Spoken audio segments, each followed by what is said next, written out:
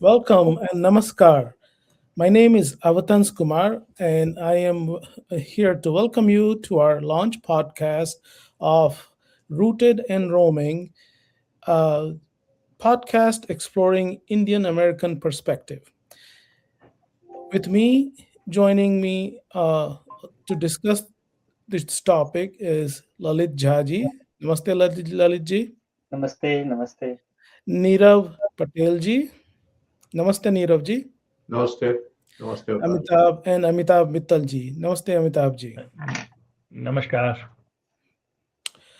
So, like I mentioned earlier, this is our launch podcast of Rooted and Roaming, and we expect many of the topics in future to discuss among ourselves. We will also have many experts come in and join us and talk about many of the issues that we have been dealing with as a community.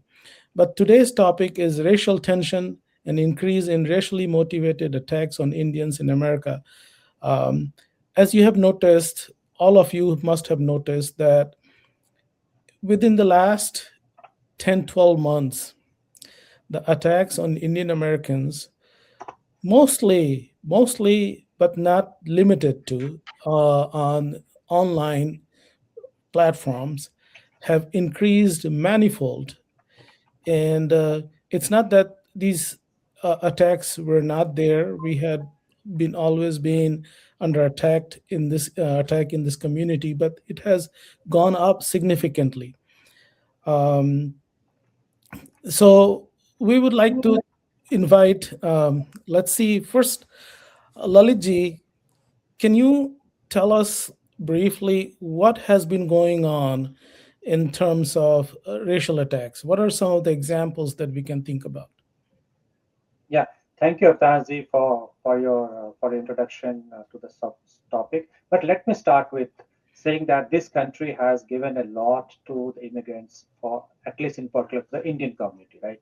There's hardly any country where Indians have got so much benefit and privileges like the United States of America. You see, in every stream, be the economy, politics, sports, judiciary, media, in businesses, every stream of American life, Indian Americans have done well. Indian Americans have been given a quite important positions from across in various parts of it. But in the last few years, what we have seen is, and that trend is increasingly there, that there has been increasing attack on Indian Americans, maybe the hate crime or some other issues at all. We see there's some systematic effort to do that, and mostly on which people have been saying based on our ethnicity, be it attack on the temples, be it attack on individuals, and this is keeps on increasing. What is of more concerning as well in the last few months, that that anti-India sentiment had increased massively on the social media.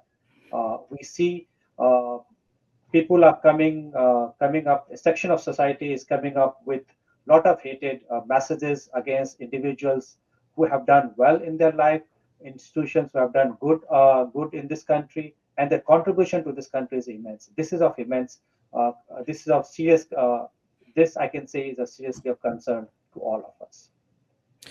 Yes, very well said, Lalit ji. Now, Neerav ji, I will come to you and I'll ask you. The attacks have been happening for quite a while, right?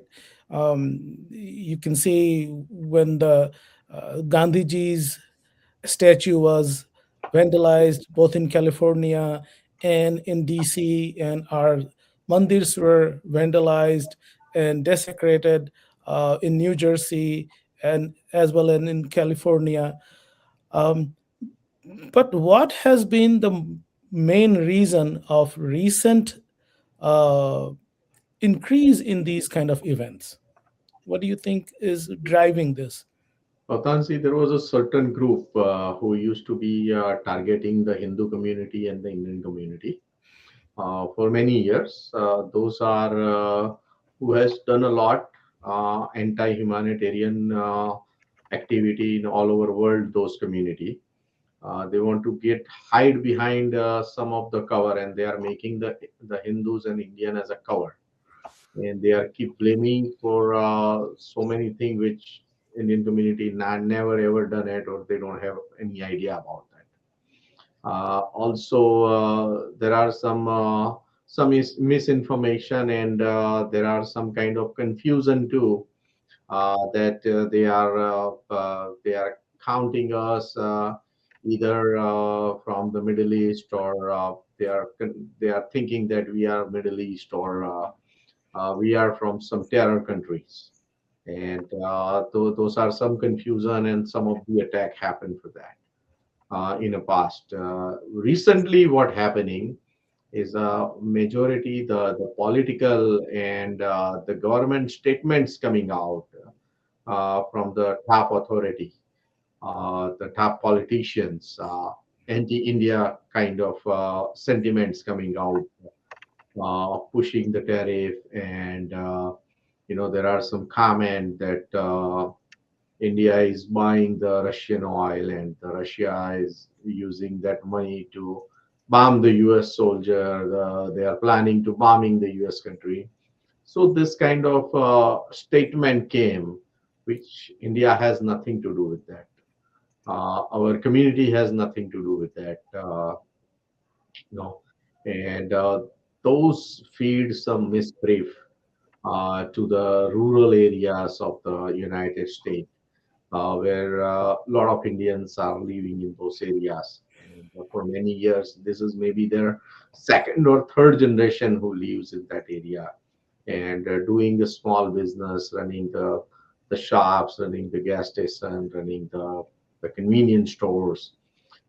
Those kind of business are restaurants, the daily shop, the sandwich shop. They are the one who are most affected right now, because there is a completely a misinformation, and me, you, we all, and our childrens and their children, whenever they're born in America, they they look like Indian. It's not, you cannot change that skin or that genetic. And if these kind of leadership are talking against India and Indians in America, and the H-1B holder, and they're abusing uh, our policies and our funds, and those kind of fake statement, those are wrong statement, that is affecting the community, and the community is in very tense right now. uh, Mhm. Kids are getting bullied in the school now. Yep. So we are standing on the edge, that we stand too much behind this country, behind this community, and what suddenly happened, uh, that changed everyone's perspective to us. So this need to be changed, and the leadership side and the political side, it has to be corrected. It has to be corrected.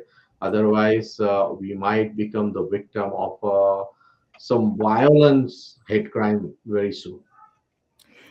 Yes, that's a very significant point, Neeraj. Um, the the target has been put on our back for whatever reasons, and one of the things that you mentioned that I think requires some kind of deliberation here, confusion. What are some of the confusions that Nirav ji is talking about? Amitabh ji, I'm coming to you. Maybe you Oh, can pick up on some of the things that he is talking about. Where does this confusion emanate from? It is, in my opinion, where I see, it's not a one day thing that happened, some government change or whatever else. It is a long perpetuating confusion that has been created. So, for example, if you look at the caste bill, right? The kind of narrative they build, that the people who come from India, upper caste and oppressors, those kind of things, right? So that's one kind of narrative that is built around. But then also on tariff and also and on Russian oil, people have talked about. Can you try to decode a little bit of what Neeraj is saying? Uh, Thank you, Avtansi, and thank you to the fellow panelists. And very happy to be here to start something to possibly answer to the misinformation that is causing this in situation that our community finds itself. I go back in the history of 1970s. There were roaming gangs in New Jersey where our community first arrived. They were proudly called dot busters. They would attack our mothers and aunts, had to go through that. And that was a very strange period. They are highly qualified, top of the top cream of India that came here in 70, starting 69 when they opened and up to 75. These are highly, highly educated people who came here from a very distant land, suddenly arriving, just like all new immigrants go through. Like you talk to Italians, they went to through that.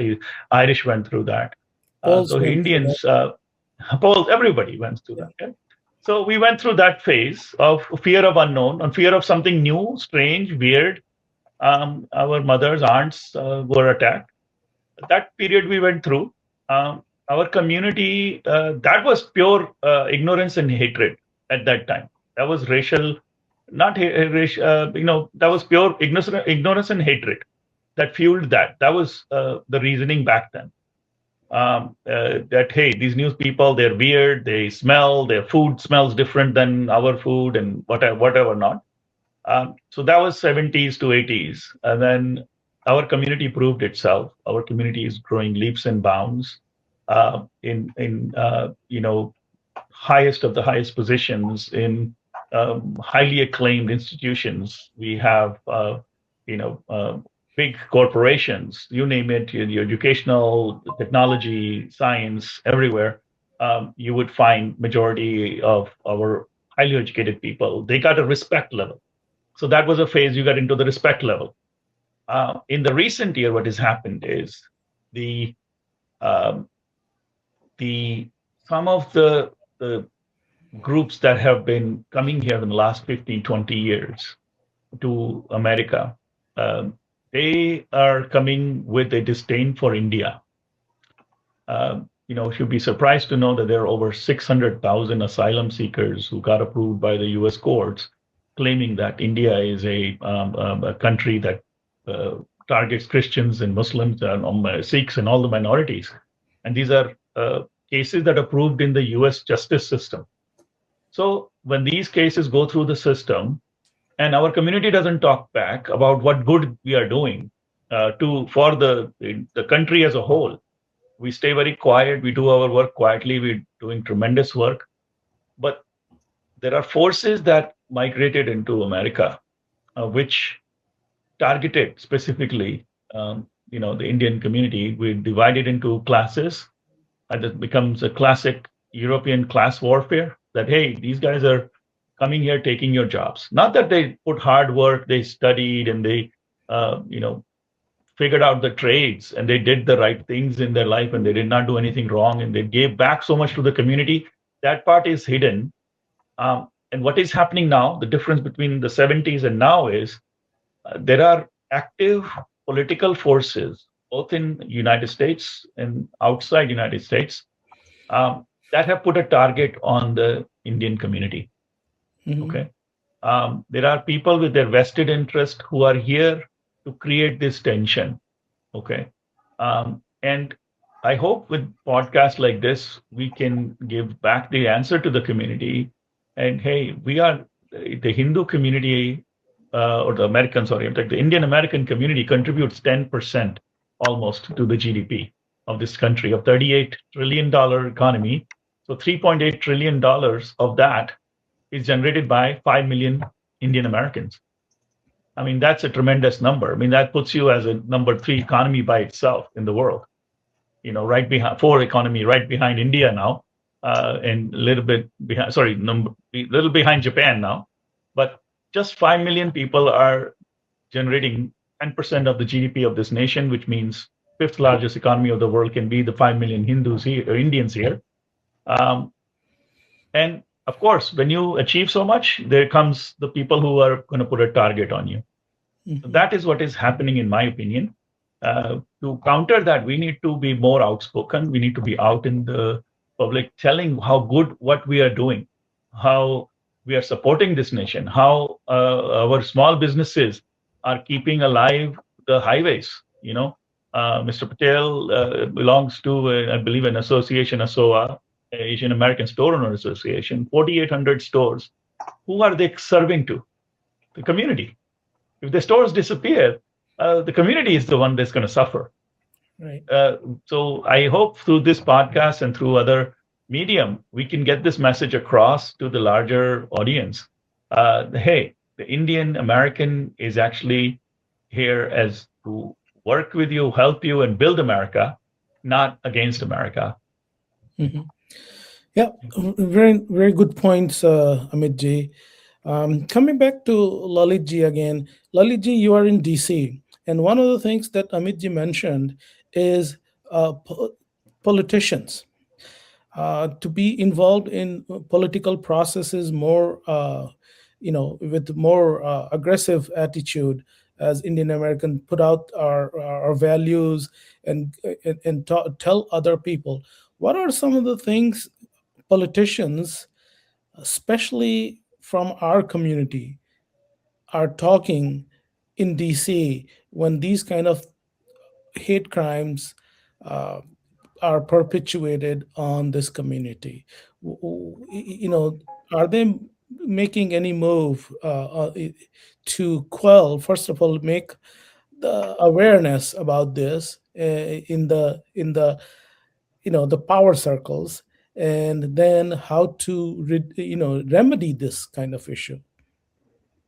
Yeah, here in DC, there is a complete awareness, full awareness about the increasing attacks on the Indian Americans across the country. But what we have been seeing here, unfortunately, is those who are aware about it are sitting on the sidelines and not fighting it out, not raising the voice. We have seen some instances of bits and pieces, isolated incidents of where politicians, the representatives have been fighting it out or raising some voices, but there's no systematic and urgency among them that this has to be done on a top priority basis. Look how several politicians, political leaders have been attacked in the last several weeks, right? And have been trolled on social media by one section of the society who are hating against the rise of Indian Americans. There's no effort by even our own politicians or those who are or the community leaders to fight it out very aggressively. Yeah, and to that effect, I think some of the politicians, Indian American politicians themselves, have been attacked by these elements, right? Like I can name Ro Khanna and Raja Krishnamurthy. They have been attacked by these elements. And you're right. And the quite unfortunate part is that we don't see that seriousness, those aggressiveness from these politicians itself. Although we have seen that Khanna sometimes speaking when Vivek Ramaswamy has been attacked or Radha Krishnamurti speaking when Khanna has been attacked, but we don't see a collective effort, united effort to fight it out. Uh, even every politician of Indian American origin have been attacked or increasingly been attacked in the last couple of months, last few weeks aggressively, but we don't see a collective effort. And since we are talking about putting some kind of blame on some of us, I think one of the biggest blame that goes is the intellectual class, the elite class, that the professor and the professors and the people in media that who have access to big platforms. They don't not only not talk about it, but actually, in my opinion, I don't know what you think, but some of them perpetuate the same kind of things in media. You're right. The Indian American media is quite weak at this point of time. In fact, there is not a sizable, influential Indian American media right now. We can fight it out.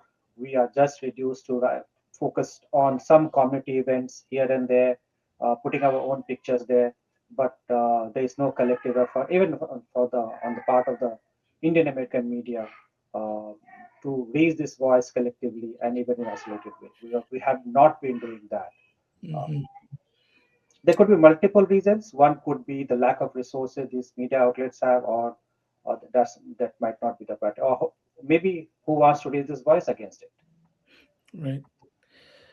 Um, well, maybe we should talk a little bit about some kind of suggestions where uh, how what kind of things we can do not to only counter what's happening right now, but also to prevent it uh, from happening in future. Nirav ji and Amit ji, maybe you have some ideas that you would like to share, some concrete idea which can be measured also. Uh, I think first, uh, whoever our contacts and whoever politician they come to us for asking the support, we have to very vocal with them in upfront, and we have to ask them to fix this mess what they made it for. And second thing, as a community, we have to start getting awareness surrounding us, and wherever we get a chance, we have to discuss that who we are, what are our contribution here. I am sure in a major cities, the big cities, the urban area, they all knows that. Urban area, you don't see this problem. This is more in a rural area. Some of the schools and colleges you feel it, but beside that, not that much. But before it coming, we have to prevent it. If we don't prevent this will get worse. This will get worse, and we don't want one day that come that we have to prove ourselves that we are American and we are Indian American, and this is our contribution. We have to keep talking. We have to keep telling them. Hopefully, those days won't come. Amit ji, do Maybe you I have can any? ask. One thing I wanted to take from Lalit ji mentioned, right? There have been attack on Rokanna, there have been attack on the Hindu faith of Vivek Vivek? Ramaswamy. You know, the politics aside, I know it's a very difficult thing for politicians to do, the politics aside of being Democrat or Republican. But if they can come together and say, hey, I'm here for my policies, can you, and then they come together somehow. We have to get the message to them, right? The Rao Mhm. Khanna and Vivek Ramaswamy and Raja Krishnamurti and Thanedar and, all of them need to stand together. Pramila Jayapal, they can have different politics, but say, hey, you know, I'm of this origin. I stand with, as a Democrat, I stand with you. As a Republican, I stand with you. And let's discuss the policies to make America better and to make our life better instead of attacking the people of where I originated. I'm here. I'm contributing to here. I'm not going anywhere.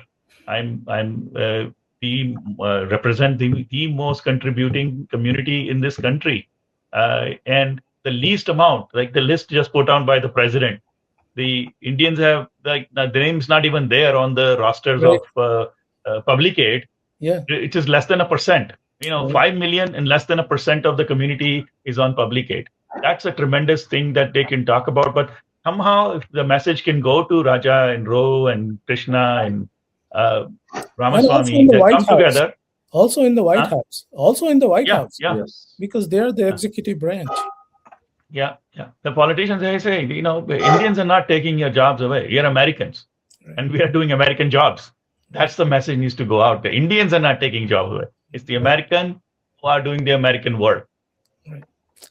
You know. Yeah. Very, very nice. Very. Thank you very much. And I think for the initial launch podcast, I will stop here. I have one thing just to say. Those who know our former Prime Minister Atal Bihari Vajpayee, he used to say in one of his poems, he said, he quoted from Gita, I think, "Na dainyam na palayanam." हम लोग कहीं जाने वाले नहीं हैं. We are not Yeah, they going. may. Yeah, we are not going to beg, nor we are going to leave. So at that note, I hand it over to our studios.